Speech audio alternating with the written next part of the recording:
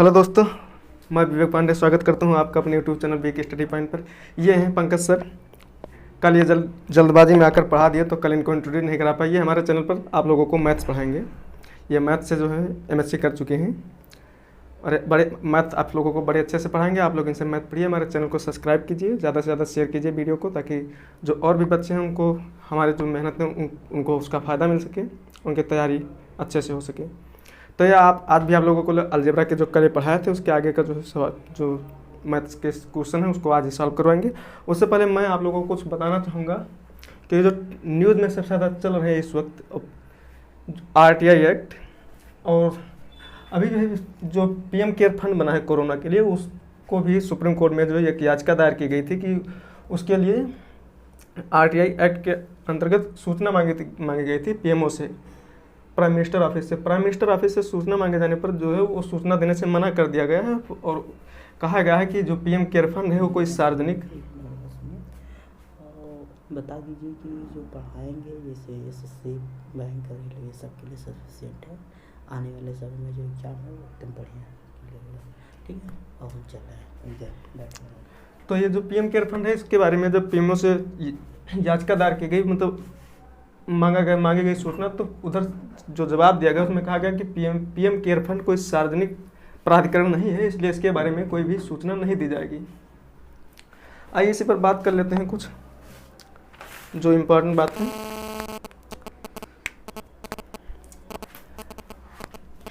सबसे पहले तो जानते हैं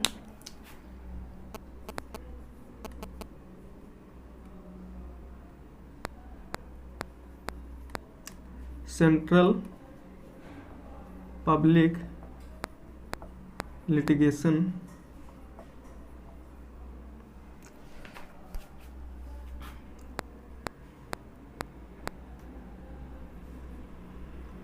सेंट्रल पब्लिक इंटरेस्ट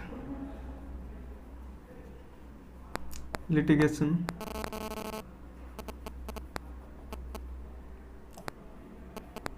CPIL यह गैर सरकारी संस्था है जिसने सुप्रीम कोर्ट में क्या किया था, याचिका दायर की थी कि जो है आरटीआई के तहत पीएम केयर फंड के बारे में जो पीएमओ से सूचना मांगी गई, पीएमओ जब और वहाँ से सूचना देने से मना कर दिया गया, तो ये जो गैर सरकारी संस्था है ये सुप्रीम कोर्ट में याचिका दायर कर दी और कहा कि पीएम केयर फंड सार्वजनिक संस्था कैसे नहीं है, या जो सुप्रीम कोर्ट उसको व्याख्यात करे और उसके बारे में लोगों को या जनता को सूचना प्रदान करे कि उसमें पैसे कहाँ से रहे हैं, कितने पैसे आए हैं, उन्हें खर्च कैसे किया जाएगा, कहाँ खर्च किया जाएगा। जो मेन बात इसमें ये है कि इस कंपनी में ये कहा है, इस कंपनी ने कहा है कि जो पीएम केयर फंड में जो पैसे आए हैं, दान से जो पैसे आए हैं, इन पैसों को एनडीआरएफ, इन पैसों को क्या किया जाए, एनडीआरएफ में ट्रांसफ़र कर दिया जाए। क्योंकि ये एनडीआरएफ जो है नेशनल डिजास्टर रिस्पांस फंड, जब इन्होंने कहा कि जब देश में एक ऐसी संस्था या एक ऐसा फंड है जो आपदाओं के लिए जो दान में पैसे आते हैं उनको उस फंड में रखा जाता है, तो ऐसे में पीएम केयर फंड में पैसे क्यों रखे गए, पीएम केयर फंड बनाने की जरूरत क्यों पड़ी, और जो पैसे इसमें आए भी है तो इस पैसों को इसमें ट्रांसफ़र कर दिया जाए। तो जो है सुप्रीम कोर्ट ने इस याचिका को खारिज कर दिया। इस याचिका को सुप्रीम कोर्ट ने ये कहते हुए खारिज कर दिया कि एनडीआरएफ और जो पीएम केयर फंड हैं ये दोनों अलग अलग तरह के फंड हैं और इनके बारे में सरकार जो है कोई भी फैसला लेने के लिए आज़ाद है। अब बात कर लेते हैं पीएम केयर फंड सरकारी या सार्वजनिक प्राधिकरण कैसे नहीं है और वो कौन सी बातें हैं जो पीएम केयर फंड और एनडीआरएफ को अलग करती हैं।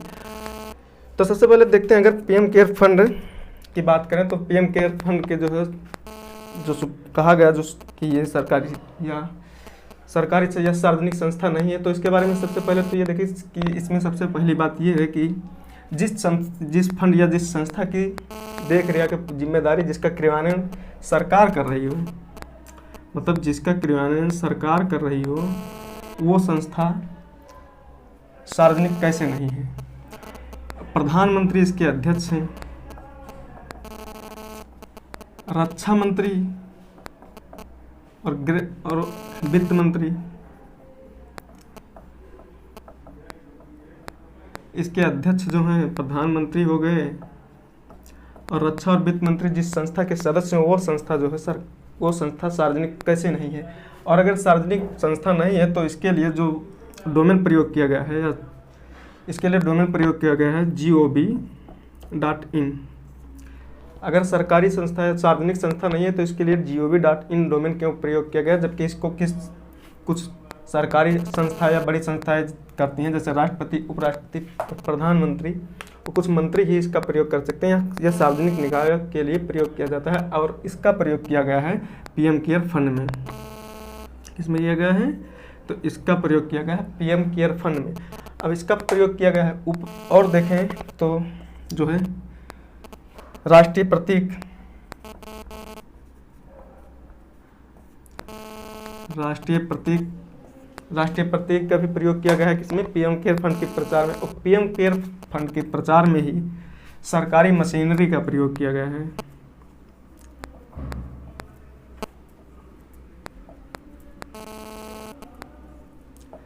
सरकारी मशीनरी का प्रयोग किया गया है। अगर ये सार्वजनिक संस्था नहीं है तो इसमें सरकारी मशीनरी का प्रयोग इसके प्रचार प्रसार के लिए क्यों किया गया। इसमें सरकारी मशीनरी लगाई गई, सरकार के अफसर लगाए गए, ताकि इससे जो है विदेशों से भी क्या आ सके, सहायता राशि प्राप्त हो सके। इसके लिए तो जिस चीज़ में जिस फंड के को एकत्रित करने में सरकार की सारी जो है संस्थाएं लगी हुई, सरकार के सरकारी कर्मचारी लगे हुए हैं, और सरकारी डोमेन का प्रयोग किया गया है। राष्ट्रीय प्रतीक का प्रयोग किया गया है, तो फिर वो एक सार्वजनिक संस्था क्यों नहीं है। इसी के बारे में सुप्रीम कोर्ट में याचिका दायर की गई थी, जिसे सुप्रीम कोर्ट ने खारिज कर दिया। अब बात ये आती है कि सरकारी या सार्वजनिक संस्थाएं होती कौन कौन सी है। तो सार्वजनिक संस्थाएं अगर हम देखें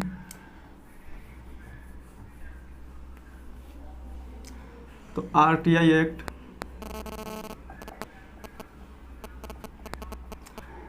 एक्ट की धारा या सेक्शन हम कहें 2H, सेक्शन 2H यह बताता है कि कौन कौन सी संस्थाएं सार्वजनिक संस्थाएं होंगी। जैसे संसद के द्वारा बनाई गई कोई संस्था है, निकाय, राज्य विधायकों द्वारा बनाई गई, या किसी भी अधिनियम द्वारा बनाया गया कोई भी संस्था जो होगी वो क्या होगी, सार्वजनिक संस्था होगी। अब बात आती है कि जब देश में प्रधानमंत्री नेशनल डिजास्टर की धारा 4C के तहत NDRF में दान की गई राशि की व्यवस्था है, तो फिर जब NDRF में दान की राशि रखने की व्यवस्था है तो फिर पीएम केयर फंड क्यों बनाया गया।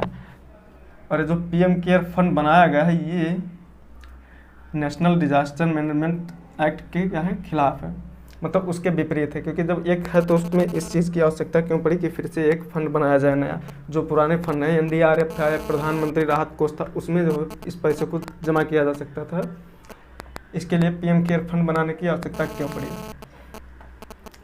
इस बारे में इस सवाल पर जो सरकार की तरफ से जवाब आया, सरकार ने कहा इससे पहले भी ऐसे फंड बनाए जा चुके हैं, इसलिए फंड बनाए जाने से किसी कानून का कोई उल्लंघन नहीं होता है।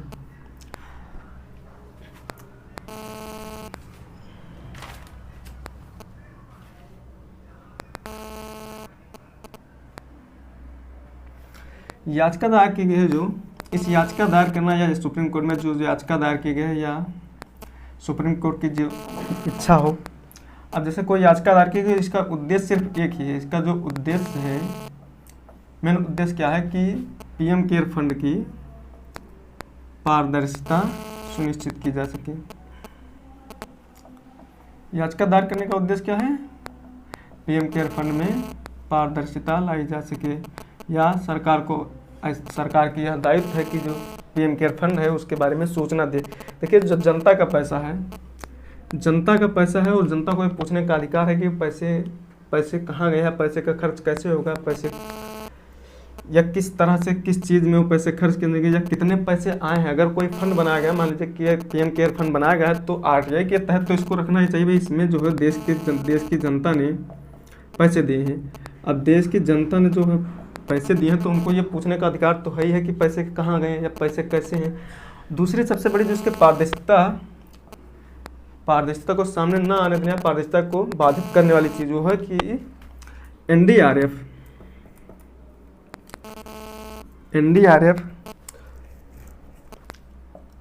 और एनडीआरएफ जो है ये एक संवैधानिक फंड है। मतलब बात करें तो इसका निर्धारण जो है या इसका आवंटन बजट में ही होता है, इसलिए इसका जो ऑडिट है, एनडीआरएफ का ऑडिट कायक करता है। जैसे आप सब जानते हैं कि जितने भी सार्वजनिक व्यय होते हैं, व्यय या प्राप्तियां होती हैं सरकार की, उन सबका ऑडिट कौन करता है? कायक करता है। तो ये जो होते हैं इनका ऑडिट भी कायक करता है एनडीआरएफ का। लेकिन पीएम केयर फंड की बात करें तो पीएम केयर फंड का ऑडिट जो है ये सरकार इसका ऑडिट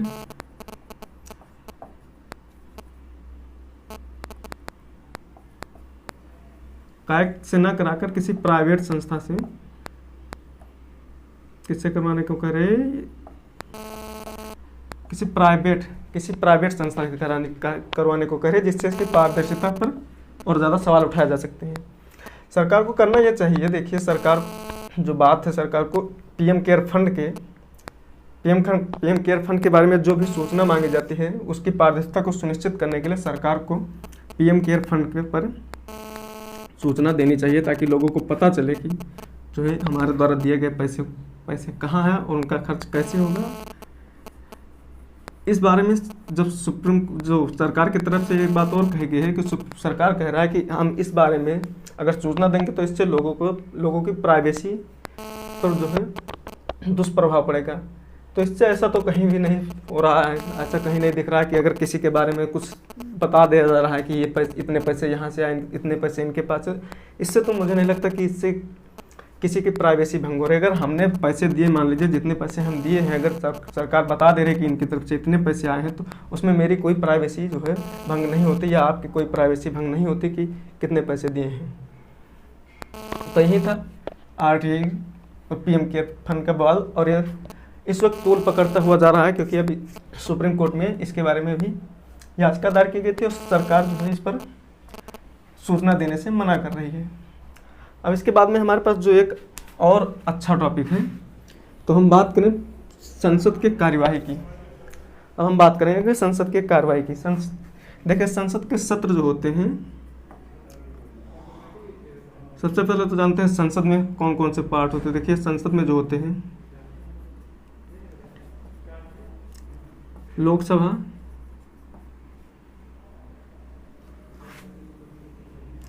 राज्यसभा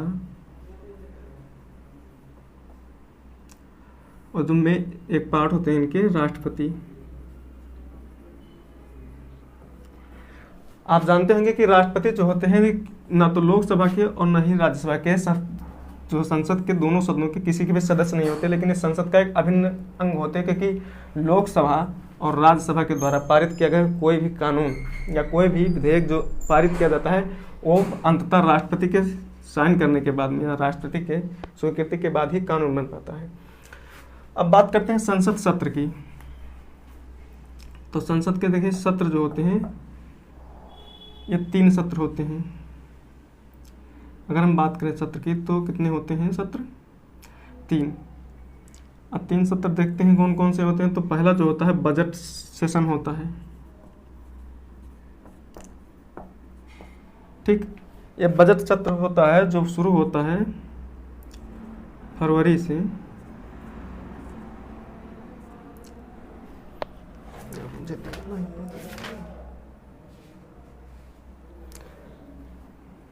से और मई तक रहता है।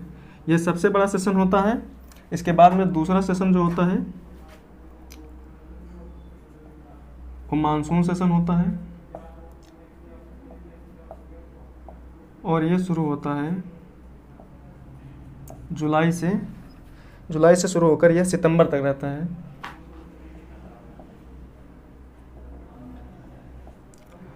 एक सत्र होता है जिसे हम शीतकालीन सत्र कहते हैं।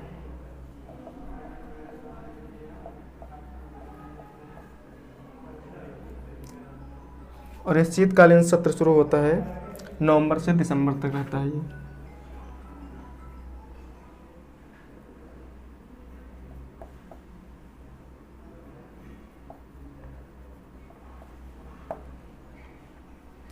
और संसद की कार्रवाई को है, संसद की कार्रवाई जो होती है, देखिए संसद के कुछ साधन होते हैं जिनसे सरकार पर या मंत्रिपरिषद पर संसद अपना नियंत्रण रखती है। इस नियंत्रण रखने के क्रम में जो होता है उसमें देखिए सबसे पहले संसद के जो साधन होते हैं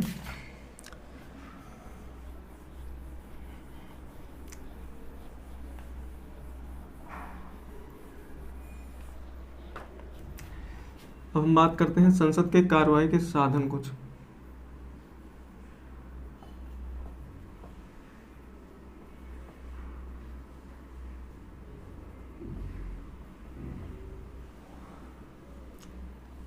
तो संसद के कार्रवाई के कुछ साधन होते हैं जिनके जरिए जो सदन या संसद होती है वो मंत्रिपरिषद या सरकार पर नियंत्रण रखती है, ताकि कुछ जो है इलीगल या गलत तरीके से कोई काम ना पाए, पैसे ज़्यादा ना खर्च हो पाए, पैसों का जो है अपव्यय ना हो, इसलिए वो इसमें कुछ माध्यम से कंट्रोल या नियंत्रण करती है। जिसमें आता है सबसे पहले तो प्रश्नकाल,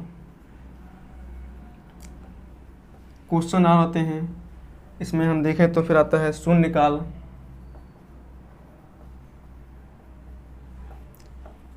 ऐसे ही देखें तो कई तरह के प्रस्ताव आते हैं जिनमें कटौती प्रस्ताव वगैरह हुआ करते हैं। उसके बाद में हम देखें तो विशेषाधिकार प्रस्ताव आता है, जिसमें किसी सदस्य के विशेषाधिकारों का कोई हनन न हो, इस पर ध्यान दिया जाता है। ठीक, तो ये क्या हो गया, विशेषाधिकार प्रस्ताव। ऐसे ही आधे घंटे की बहस हो गई,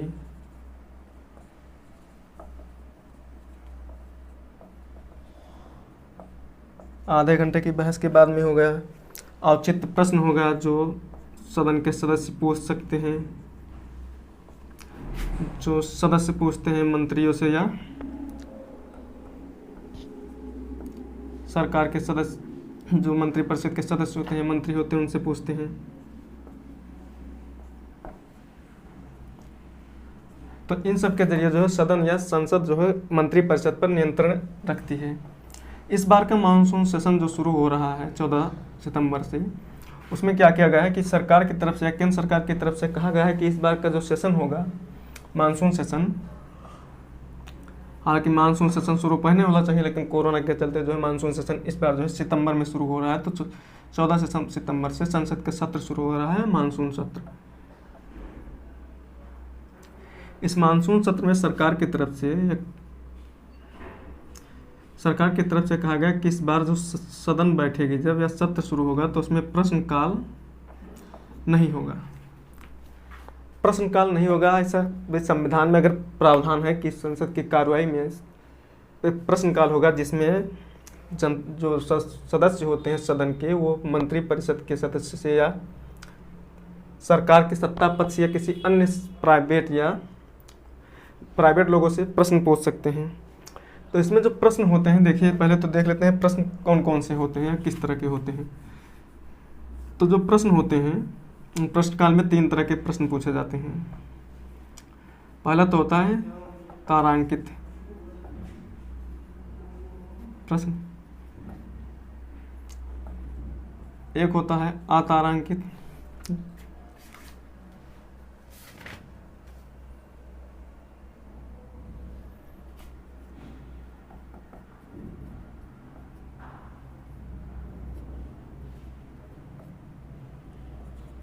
और एक होता है तारांकित। अतारांकित और अल्प सूचना के प्रश्न होते हैं।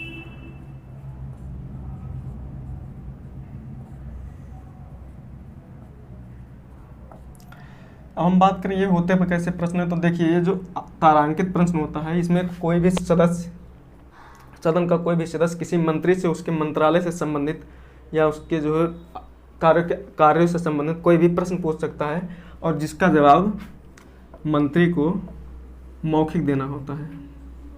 ठीक, इसका जो उत्तर होता है मौखिक दिया जा सकता है। और इसके एवज में एक पूरक प्रश्न भी पूछे जा सकते हैं। ठीक, मान लीजिए कोई उत्तर आया तो उस पर कोई सदस्य अगर जो प्रश्न पूछा है वो पूरक प्रश्न भी पूछ सकता है। अब दूसरा बात करते हैं हम अतारांकित प्रश्न। तो अतारांकित प्रश्न जो होते हैं, इन प्रश्नों का उत्तर जो दिया जाता है वो लिखित दिया जाता है। अब देखिए, अगर कोई ऐसा प्रश्न है जिसका उत्तर मौखिक दिया जा सकता है, अगर किसी चीज़ जैसे हम किसी से कोई प्रश्न पूछते हैं तो वो हमें मौखिक जवाब देते हैं, उसका उत्तर जो मौखिक देते हैं तो हम तुरंत उनसे उस पर पूरक प्रश्न पूछ सकते हैं। लेकिन हम कोई ऐसा सवाल पूछ लें या कोई ऐसा प्रश्न पूछ लें जिसका उत्तर जो देना हो लिखित देना हो, तो लिखित उत्तर जब हमें देंगे तो हम उन पर तुरंत पूरक प्रश्न नहीं पूछ सकते हैं। इसलिए अतारांकित जो प्रश्न होते हैं इन पर पूरक प्रश्न नहीं पूछे जा सकते हैं। पूरक प्रश्न सिर्फ और सिर्फ तारांकित प्रश्न पर पूछे जा सकते हैं या पूछे जाते हैं जिनका उत्तर मौखिक दिया जाता है। एक प्रश्न होता है जो उसे हम अल्प सूचना के प्रश्न कहते हैं। अल्प सूचना का प्रश्न देखिए, पूछने से पहले जब किसी सदस्य को किसी मंत्री से या किसी से अल्प सूचना के प्रश्न पूछना होता है तो उसको 10 दिन, कम से कम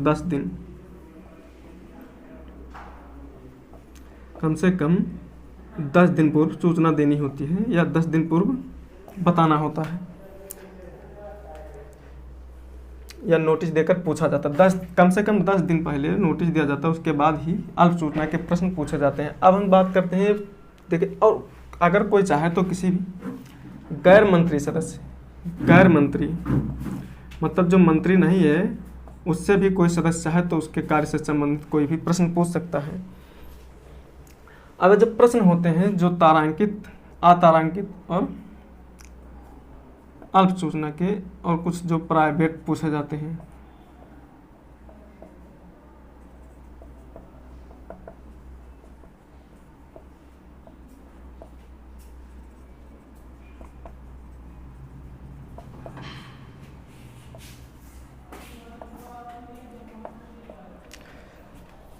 अल्प सूचना के प्रश्न और उसके बाद में एक प्रश्न जो होता है प्राइवेट सदस्यों से जो पूछे जाते हैं, जैसे जो गैर मंत्री हैं तो प्राइवेट सदस्यों से पूछे जाने वाले प्रश्न। ठीक, इनको जब सदन में रखा जाता है तो इनके जो है इनको देखकर अलग अलग, ये देखने में अलग अलग प्रतीत हो, मतलब अलग अलग ही दिखाई दें, इसके लिए इनके जो कलर होते हैं, मतलब जो इनका रंग होता है वह अलग अलग होता है। जैसे तारांकित के लिए हरे का प्रयोग करते हैं, जो तारांकित होता है हरे रंग का प्रयोग करते हैं इसके लिए। ठीक, इसके लिए हम प्रयोग करते हैं सफेद रंग का। अतारांकित के लिए किस रंग का प्रयोग करते हैं, तो अतारांकित के लिए प्रयोग करते हैं सफेद रंग का। इसके लिए हम प्रयोग करते हैं हल्के गुलाबी कलर का।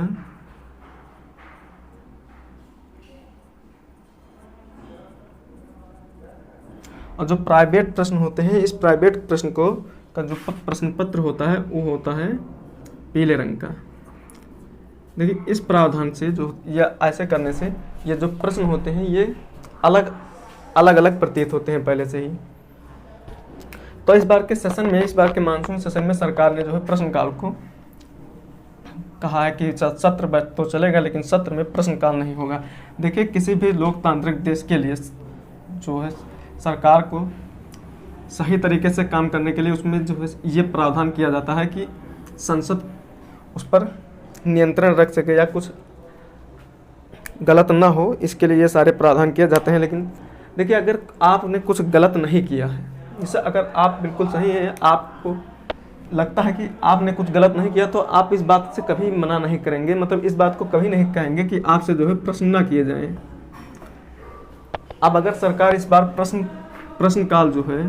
प्रश्नकाल को ख़त्म कर दे रही है तो एक बहुत ही सही तरीके से कहा जा सकता है कि सरकार ने कुछ तो ऐसा किया है जिसका जवाब वो नहीं दे सकती है। इसीलिए प्रश्नकाल को सरकार की तरफ से ख़त्म किया गया। हालांकि सरकार क्या कर रही है, क्या नहीं कर रही है, गलत कर रही है, सही कर रही है, वो नहीं कि वो जवाब नहीं देना चाह रही है कि क्या, लेकिन जो इस चीज़ से प्रतीत हो रहा है, मतलब ये चीज़ से जो देखा जा सकता है कि प्रश्नकाल को ख़त्म किया गया है सत्र से, तो इससे तो यही लगता है कि सरकार ने कुछ ऐसा ज़रूर किया है या ऐसा किया है जिसका जवाब वो नहीं देना चाहती है। इसलिए प्रश्नकाल को खत्म कर दिया, क्योंकि प्रश्नकाल देखिए होता ही इसीलिए है कि जो भी सदस्य हैं सदन के या संसद के जो भी सदस्य हैं वो मंत्रियों से उनके कार्यों के बारे में और सरकार से उनके कार्यों के बारे में प्रश्न पूछें। प्रश्नकाल को खत्म कर या